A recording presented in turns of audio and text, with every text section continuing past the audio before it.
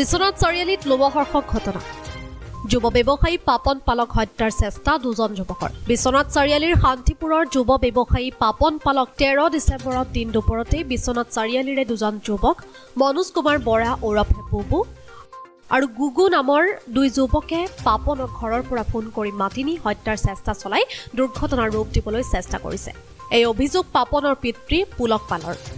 পাপন পালৰ পিতৃয়ে বিশ্বনাথ চাৰিআলি আৰক্ষী থানাত দাখিল কৰা এজাহাৰত উল্লেখ কৰিছে 13 ডিচেম্বৰত দুপৰীয়াৰ ভাগত জনৈক বুবুৱে চপনক ফোন কৰি ঘৰৰ পৰা মাতি নিছিল আৰু তাৰ কিছু সময়ৰ পাছতেই হেৰেঙা জনবসতি থকা বিশ্বনাথ নগৰৰ কিছু নিলগৰ হালধিবাৰী নামৰ ঠাইত পাপনক দুই যুৱকে ওপৰজোপৰি মাৰপিট কৰি হত্যাৰ চেষ্টা চলায়।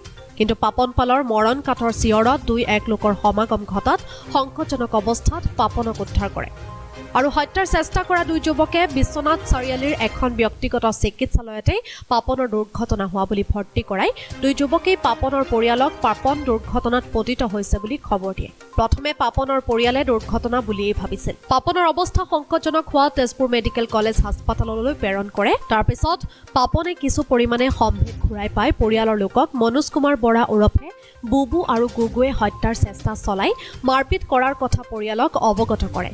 বৰ্তমান পাপন পাল নামৰ যুৱ ব্যৱসায়ীগৰাকী গুৱাহাটীৰ নেমকেয়াৰ হাস্পতালত সংকটজনক অৱস্থাত চিকিৎসাধীন হৈ আছে। পাপনৰ পিতৃয়ে বিশ্বনাথ আৰক্ষীক আহ্বান জনাইছে অতি সোনকালেই অপৰাধীক গ্ৰেপ্তাৰ কৰি এই ঘটনাৰ তদন্ত কৰি ন্যায় প্ৰদান কৰক। বৰ্তমান সময়লৈকে এই ঘটনাৰ দুই অভিযুক্তক বিশ্বনাথ আৰক্ষীয়ে গ্ৰেপ্তাৰ কৰিবলৈ সক্ষম হোৱা নাই।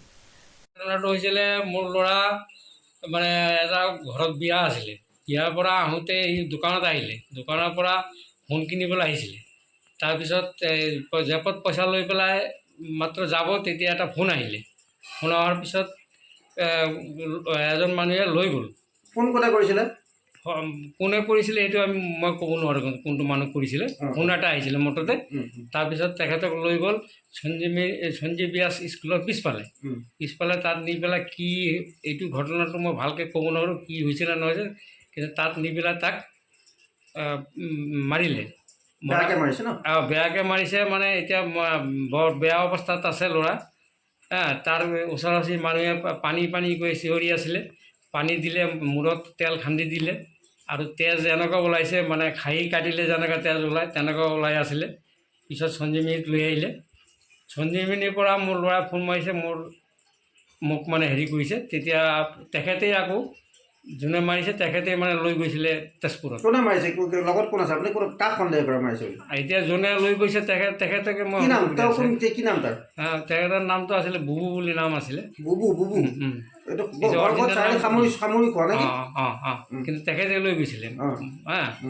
তাৰপিছত কি কৰিলে, এই তেজপুৰত নি পেলাই এটা হস্পিটেলত নিলে। এই চিটি স্কেন কৰাৰ পিছত কোনো কাম হোৱা নাই। তাৰ চুমুকিত লৈ গ'ল। চুমুকিত নিয়াৰ পিছত তেখেতেও আছিলে তেতিয়া। যেতিয়া আমাৰ গ্ৰুপৰ মানুহ চব গুচি গ'ল তাত প্ৰথমতে কি বুলি এডমিট কৰাইছিলে? তাত কি বুলি কৰাইছিলে? তাত মানে হেৰি হ'ল, মাৰিলে বুলি মানে প্ৰথমতে তেওঁলোকে যোনকেইটা বুবুৱাই লৈ গৈছিলে তেজপুৰ মেডিকেল কলেজ, তাতে প্ৰথম যেতিয়া ৰেজিষ্ট্ৰেশ্যন কৰিছিলে এক্সিডেণ্ট হৈছে বুলি কৈ পেলাই ৰেজিষ্ট্ৰেশ্যন কৰিছিল ন? এক্সিডেণ্ট হৈ পেলাই হেৰি কৰিছিলে। পিছত ল'ৰাই আমি যোৱাৰ পিছতে আমাক কৈ আছে যে দেউতা মোক এনেকৈ মাৰিছে, মই মৰি গ'লোহেঁতেন। মানে সেইফালে মানুহ যদি পানী চানী আৰু তেল খান্দি নিদিলেহেঁতেন মই মৰি গ'লোহেঁতেন তাতে। চতিয়াৰ পৰা অঞ্জন শইকীয়াৰ ৰিপৰ্ট, অগ্নিকৰ নিউজ।